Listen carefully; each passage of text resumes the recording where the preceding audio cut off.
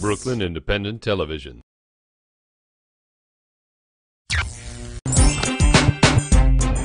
Emily Fisher started her design firm Haptic Lab when she was laid off as an architect. The result? Super funky handmade quilts painstakingly decorated with maps from various American cities, including where else but Brooklyn.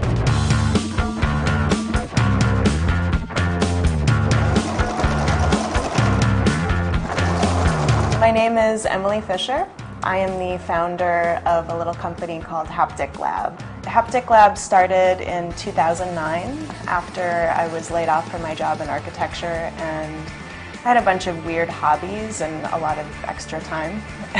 One of the things I had been making for a while were quilted maps that I gave to friends that were getting married and having babies, and almost as soon as I put images of those quilt projects online, they ended up on a bunch of design blogs. So 2 years later, we're still little, but now we're growing and picking up steam. So. When I was an architecture student, I spent a semester doing a bunch of projects based on haptic wayfinding.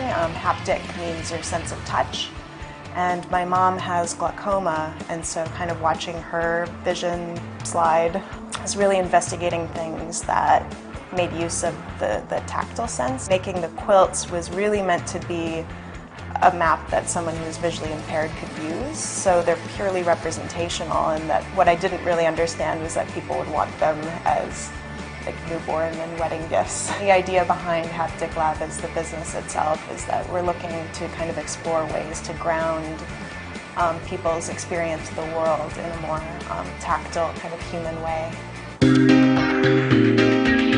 Every single hand-stitched project is unique. Each one is completely unique to the person who commissions it. You know, within each quilt is a narrative very specific to the family or the person that's receiving it. And that's just the nature of, you know, things that are handmade, that there's idiosyncratic little hiccups in each thing that make it what it is. I'm Melinda Melmoth, and I work for Emily at Haptic Lab. I do embroidery and quilting. The hard part is you're working the whole time and you don't see it till it's done, and when it's finally done, you have to give it away. It's kind of rewarding, I guess, to get the picture, but it's hard because there's so much work, and every time you're taking a stitch, that's your time. The great thing about being a designer and being in Brooklyn is that the world here kind of conspires to help you. When you're starting out and you have really like no money and you don't have legs to stand on, people kind of come together to help you, and that there's so much support within the design community in Brooklyn that it just made sense to kind of drop anchor here and stay. I mean, I went through a lot of bad stuff after losing my job.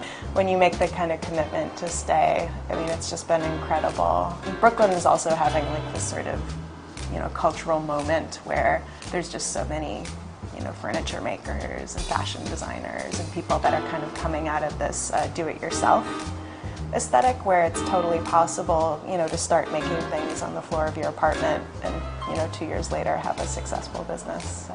The other thing that I'm very enthusiastic about is kite making. So I love doing stuff like that. It's sort of toys and just things that help you experience embodiment in another way.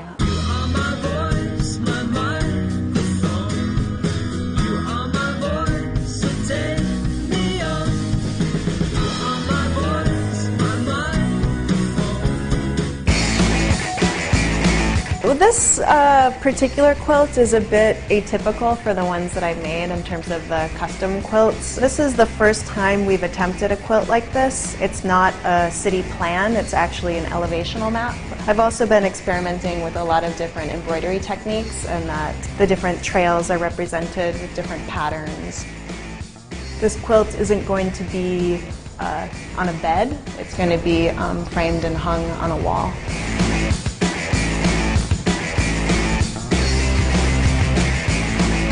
These next quilts are kind of a new thing we've started, which are printed and hand-knotted quilts that represent different places. This one here is Washington, D.C., and it's the first prototype of a larger kind of adult-sized quilt that's made this way. For the past year, I've been making baby quilts. This is the new design for Seattle. Someone would order the map of Seattle and tell us what their baby's name is and birthday, which gets embroidered to the map. At the end of the day, we feel like we know everyone very, very intimately. So there's just a few more projects I'd like to show you. These quilts here are an experiment and a collaboration we've done with a Danish menswear label called Mjælk.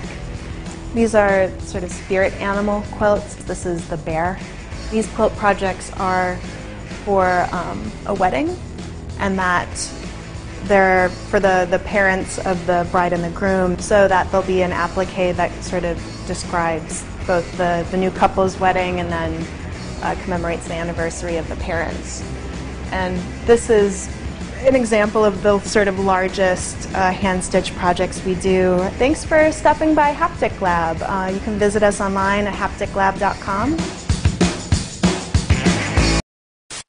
Follow us on Twitter at BK Independent TV.